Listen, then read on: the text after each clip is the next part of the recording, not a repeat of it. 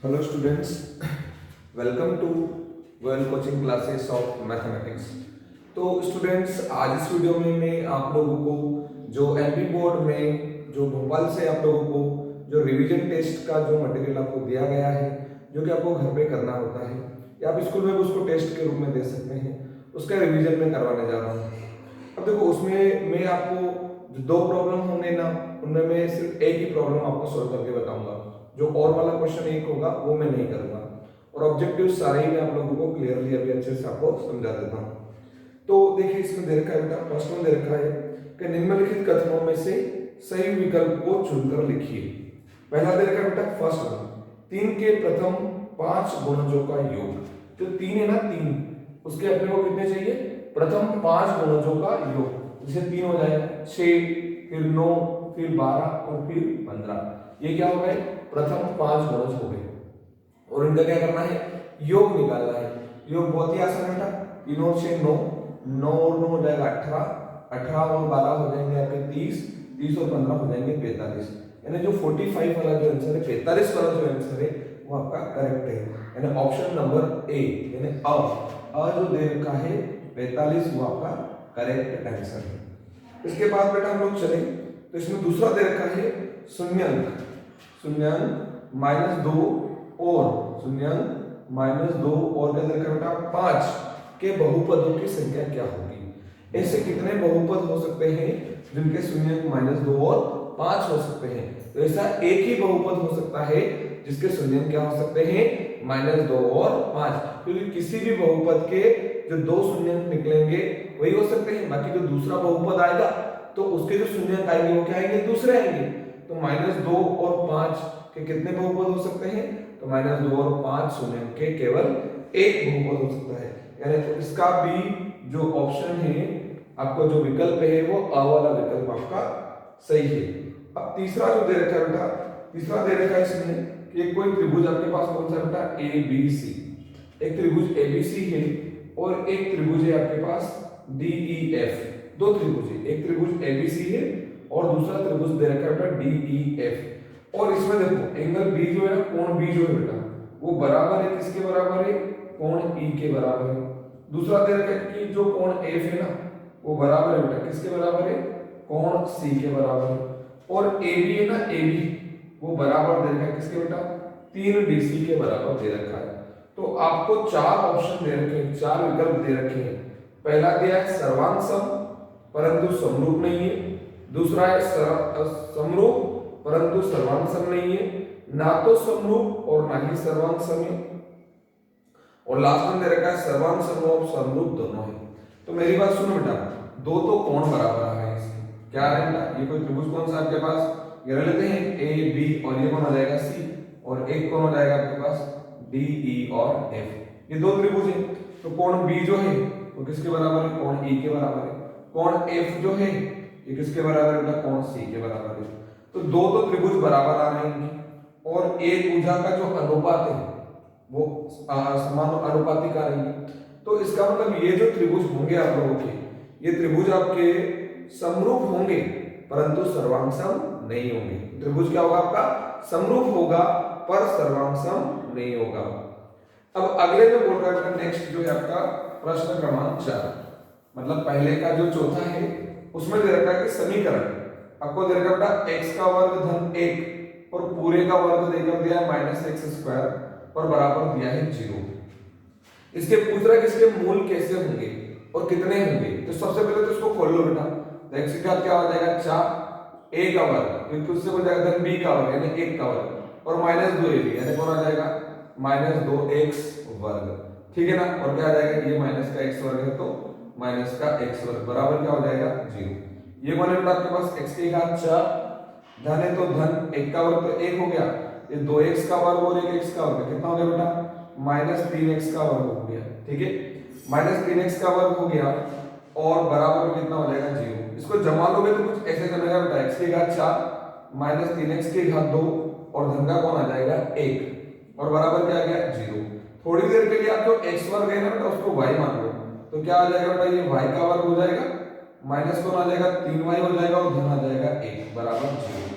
अब इसके लिए आपको क्या करना है? इसका विविक्त कर निकाल लीजिए, डिस्क्रिमिनेंट डी निकाल लीजिए बेटा, तो डी निकलता है आपका बी स्क्वायर माइनस 4ac से, बी वर्ग यानी माइनस 3 का वर्ग यानी कितना हो जाएगा बेटा 9, माइनस कौन आ जाएगा 4 और a का मान कितना आ जाएगा आपके पास 1 और c का मान कितना आ गया 1, यानी कौन आ गया 9 माइनस 4 यानी कितना आ गया 5, यानी d आपके 5 आ गया, यानी d बड़ा आ गया किससे बेटा 0 से, और जब d बड़ा हो जाता है 0 से तो मूल क्या होते हैं वास्तविक और असमान होते हैं, तो इसके कितने मूल होंगे 4 होंगे, क्योंकि घात कितनी है इसकी 4, और क्या होंगे वो वास्तविक किंतु असमान होंगे। कौन सा ऑप्शन सही है बेटा, इसमें दे रखा है कि दो एक वास्तविक मूल कि कोई वास्तविक मूल के 4 वास्तविक मूल होंगे, यानी इसका भी अ वाला जो ऑप्शन है वो आपका सही है।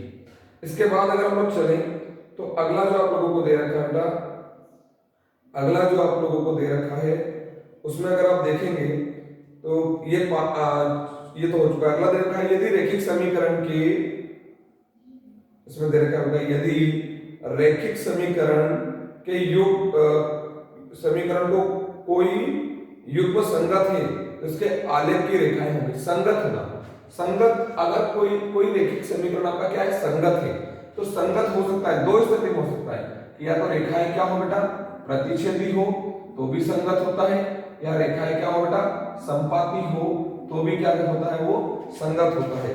तो इसका जो ऑप्शन नंबर जो आएगा आप लोगों का, इसका आ जाएगा प्रतिच्छेदी या संपाती, यानी स जो इसका उत्तर रहेगा स वाला ऑप्शन वो आपका क्या हो जाएगा बेटा सही हो जाएगा। इसके बाद आ जाता है आपका प्रश्न क्रमांक 2, रिक्त स्थान की पूर्ति कीजिए। आपको क्या करना है रिक्त स्थान की पूर्ति करना है।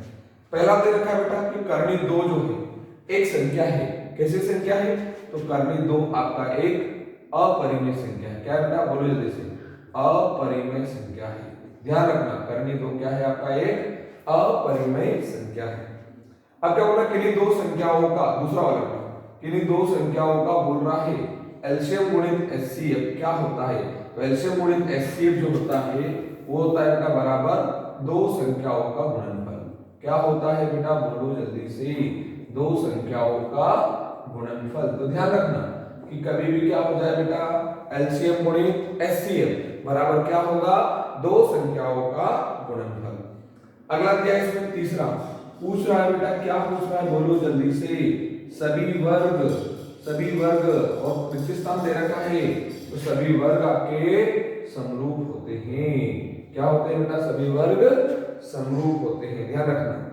अगला बोल रहा है एक द्विघात समीकरण में बहुपद के अधिक से अधिक शून्यक होते हैं, द्विघात, अरे देखो नाम से ही आ रहा है कितनी घात हो बेटा द्विघात, घात कितनी हो द्वि यानी दो, तो जिसकी घात कितनी होगी दो होगी, जैसे ये x का वर्ग धन bx धन c बराबर 0, तो इसके अधिकतम कितने शून्यंक होंगे तो इसका अधिकतम शून्यंक 2 होंगे, ध्यान रखना बेटा।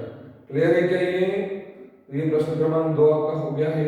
अगर हम आगे चले बेटा, आगे चले अगर हम लोग तो अगला जो है हमारे पास प्रश्न क्रमांक 3 में क्या करना है सही जोड़ी हम लोगों को मिलाना है। अब अगर सही जोड़ी की बात करें बेटा तो सही जोड़ी में देखो पहले इधर दे रखा है अ और इधर दे रखा है ब, अ में दे रखा है पहला बेटा देखो क्या दे रखा है यूक्लिड विभाजन, दूसरा दे रखा है मूल बिंदु, तीसरा दे रखा है बेटा अल्फा प्लस बीटा, चौथा दे रखा है x की घात 3 और पांचवा दे रखा है c is equal to dq plus r, और इधर दे रखा है ऑप्शन में एक पहला दे रखा है बेटा त्रिघात, क्या दे रखा है त्रिघात, दूसरा दे रखा है r बड़ा और बराबर है किससे 0 से लेकिन छोटा है किससे d से, अगला दे रखा है 0,0,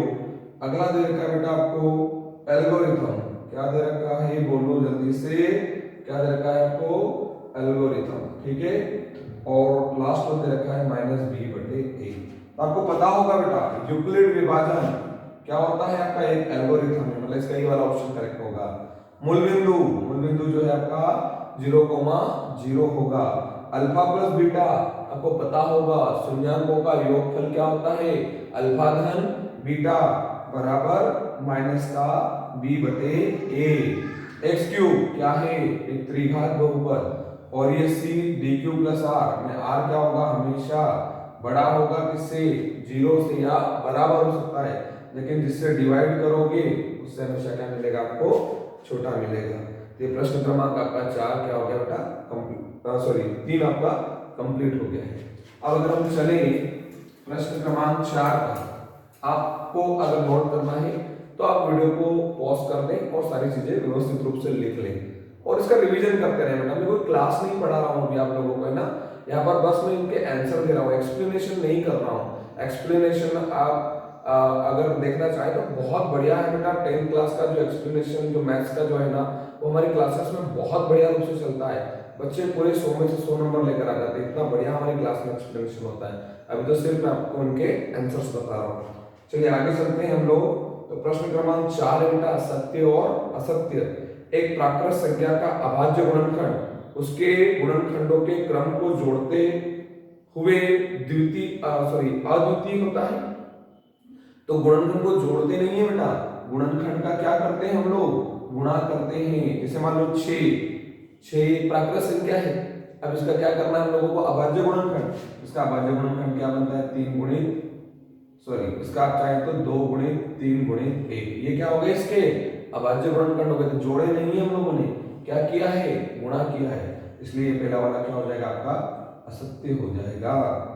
आगे चले अगर हम लोग दूसरे में क्या होगा, घात 1 के बहुपद को द्विघात बहुपद कहते हैं। अरे बेटा जिसकी घात कितनी होगी 1, वो रेखी बहुपद कहलाता है। क्या कहलाता है, रेखी। वो द्विघात बहुपद नहीं कहलाता है। तो दूसरा भी क्या हो जाएगा आपका, असत्य हो जाएगा।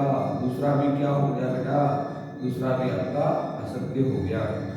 तीसरे पर चले अगर हम लोग, तो सभी सर्वांग सम आकृति समरूप होती है परंतु इसका विलोम सत्य नहीं है। सही बात है बेटा, जो भी सर्वांग सम होता है, मान लो ये आपके पास एक मान लीजिए कि ये आपके पास एक वर्ग है, दूसरा वर्ग भी ऐसा ही है, ए भुजा का ही, ए भुजा का ही, ए भुजा का, जब इसके ऊपर रखोगे तो सर्वांग सम होगा।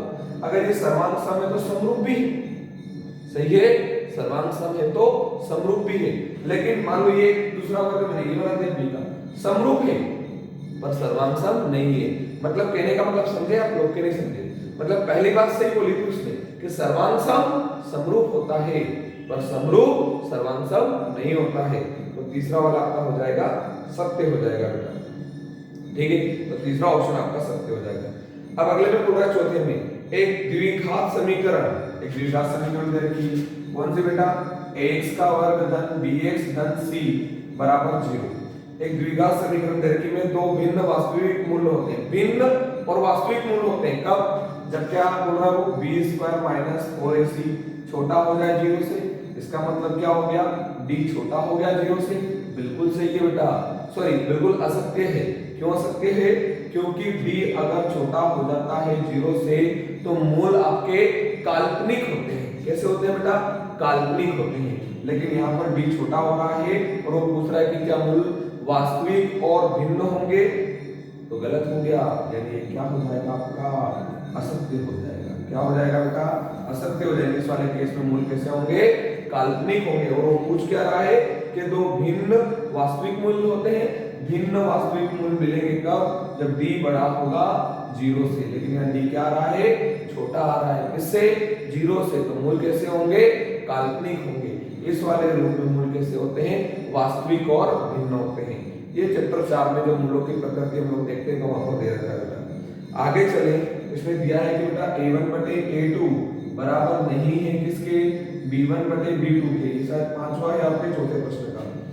क्या दे रखा है, में स्थिति में रैखिक समीकरण युग्म एक संगत होता है।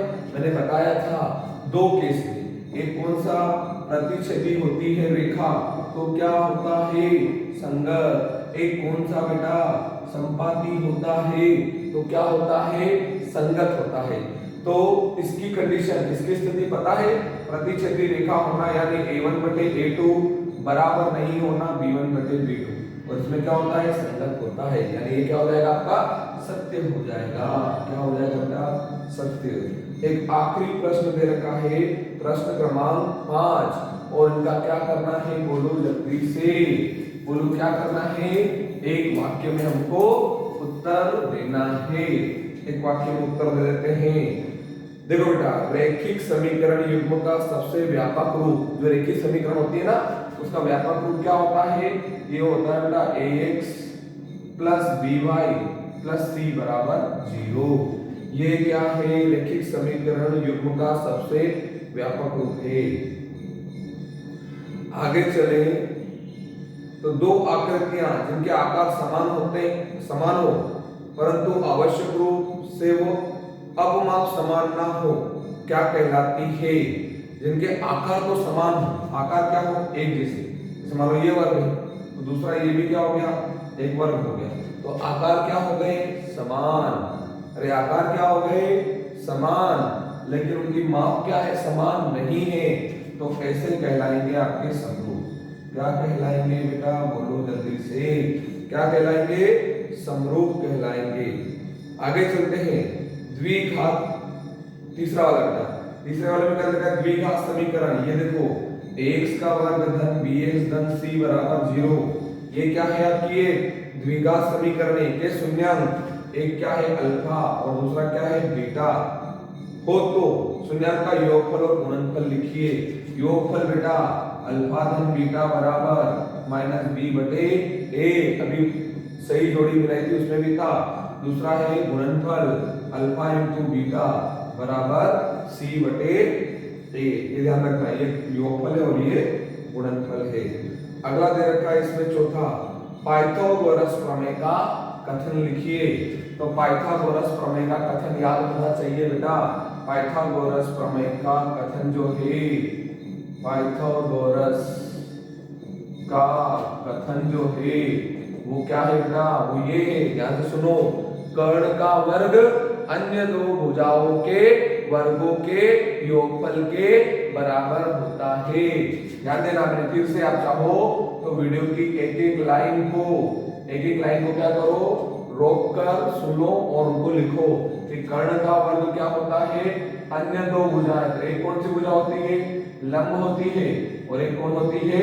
आधार होती है। वही हुआ, कर्ण का वर्ग अन्य दो भुजाओं के वर्गों के योगफल के बराबर होता है। ध्यान रखना बेटा। अब आगे क्या बोल रहा है? समरूप आकृतियों के दो भिन्न भिन्न उदाहरण दीजिए। समरूप आकृति तो आपको पता होना चाहिए, सभी वृत्त समरूप होते हैं। एक उदाहरण तो ये हो जाएगा, सभी वृत्त समरूप होते हैं। अगला, सभी वर्ग समरूप होते हैं। चित्र नहीं बनाना, आपको लिख देना। पहला क्या? सभी वृत्त समरूप होते हैं। दूसरा क्या? सभी वर्ग समरूप होते हैं। अगला एक और लिख सकते हो, सभी समबाहु त्रिभुज भी समरूप होते हैं। ये आपको क्या करना है? याद रखना है। ये आपका कौन सा हो गया बेटा? प्रश्न क्रमांक 5 कंप्लीट हो गया। ये मैंने इसमें सारे ही आप लोगों के ऑब्जेक्टिव्स यहाँ पर क्लियर करवा दिए हैं। ठीक है।